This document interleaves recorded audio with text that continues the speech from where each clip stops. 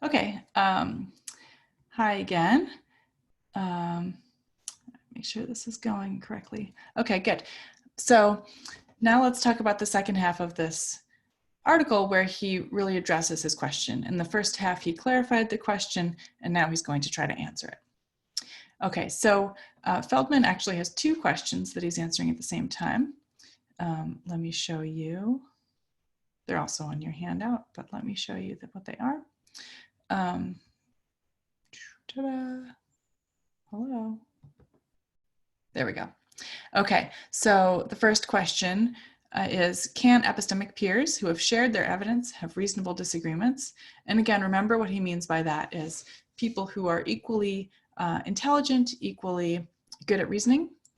So those are epistemic peers who have shared their evidence, have a reasonable, genuine disagreement, meaning they've reasoned perfectly about all their evidence, and yet they still have different opinions about one and the same proposition.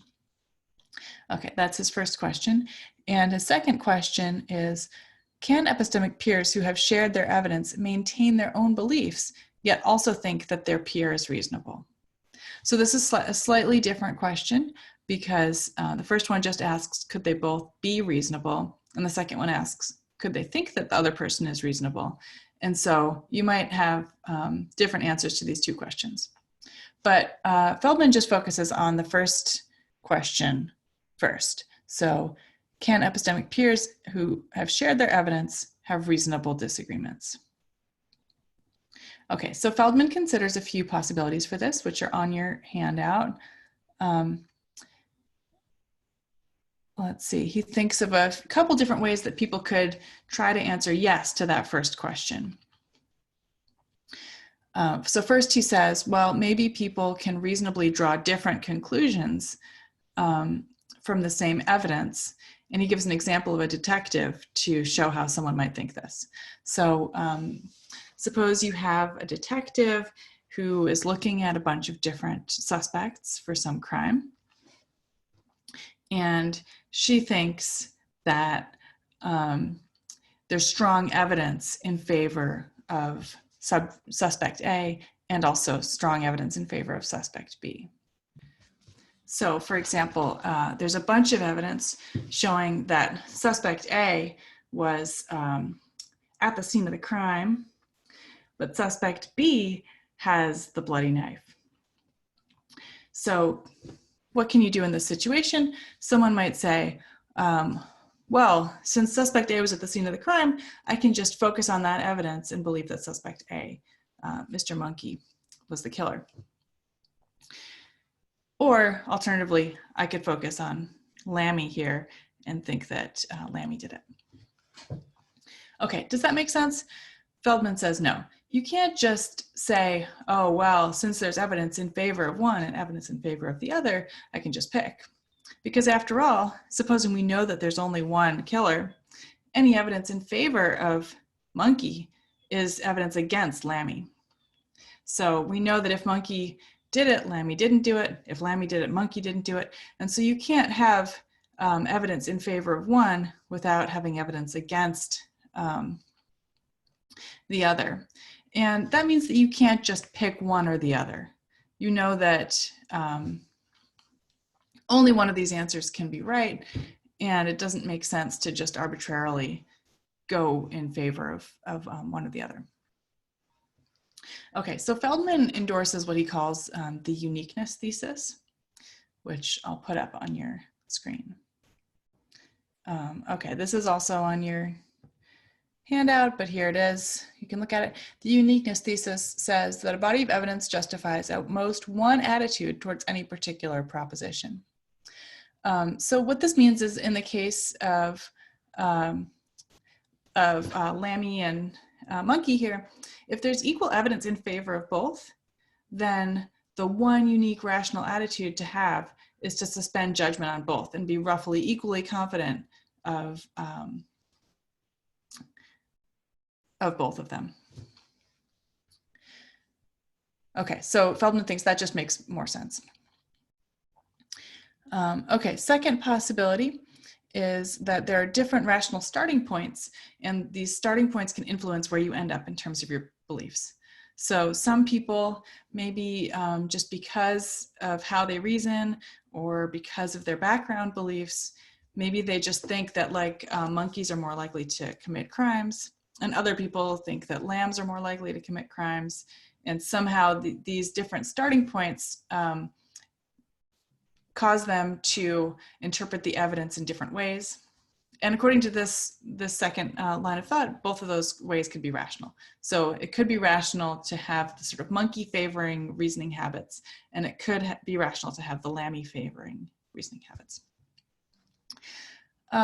So Feldman thinks that this doesn't work either. He thinks that it just pushes the question back a step. And really what we have in this case is a disagreement about something else. It's a disagreement over the starting points themselves. So it doesn't really help to just push the question back and say we have different beliefs because we have different starting points, when we could just focus on the starting points and say, okay, well, now we disagree about those. Now what attitude should we have towards those? So Feldman thinks that this move to different rational starting points is unhelpful.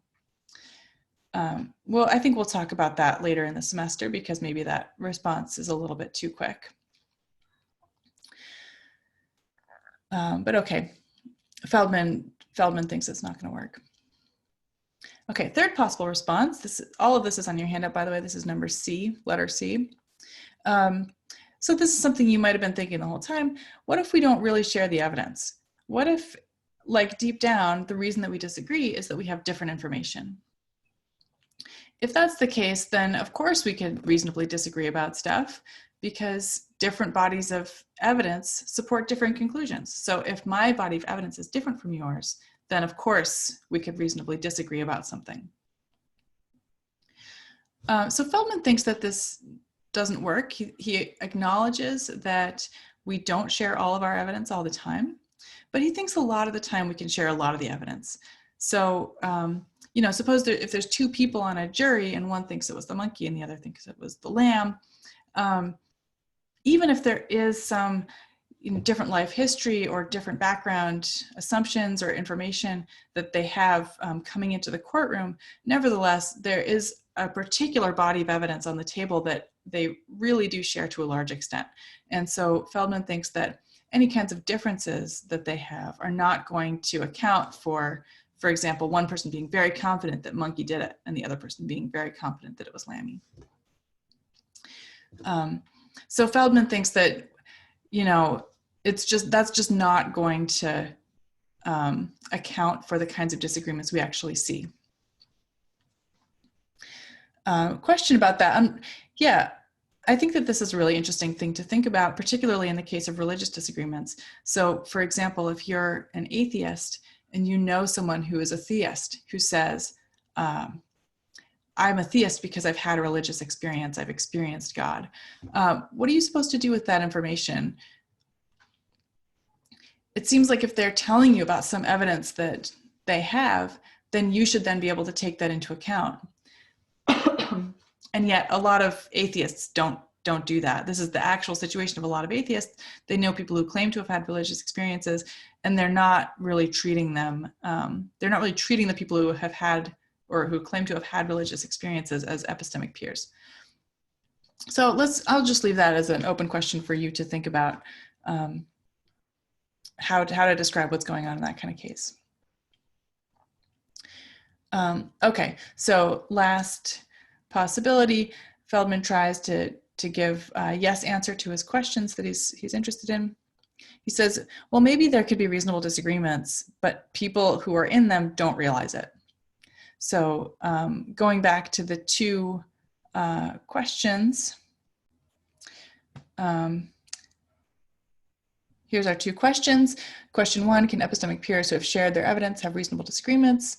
Question two, can they maintain their beliefs yet also think their peer is reasonable? So you might think that the answer to question one is yes. So people who have shared their evidence can have reasonable disagreements. But the answer to question two is no. So what they can't do in this situation is believe that both of the people are reasonable. So does that kind of response work? Can you say, yes, reasonable disagreements are possible, but we just can't realize that we're in them. So when we're actually in them, we have to think that one or the other of us is not reasonable. So Feldman considers this possibility, and he says the way this would work is you would think that the other person is unreasonable. Is that the right thing to think about these situations? Should we think that people reasonably disagree, but they just need to think that each other is irrational? So Feldman is not happy with this. He thinks really in these real life cases, we do know a lot of times that the other person is rational. So that would, again, be sort of dismissing them irrationally. And second of all, he thinks this possibility where you have to think that the other person is not rational, it doesn't really do justice to the kind of tolerant attitude that he's trying to explain, which is the attitude of like, oh, I'm okay, you're okay, we're both reasonable even though we disagree. He thinks if you have to think the other person's unreasonable in these kind of cases, then you're not really being tolerant of them, and or you're not being tolerant in the way that he's interested in. So he thinks that this, even if this is true, it doesn't really, it's not really satisfying to someone who thinks that we can just sort of agree to disagree and agree to both be rational. Okay, let me make one more separate video for the last part.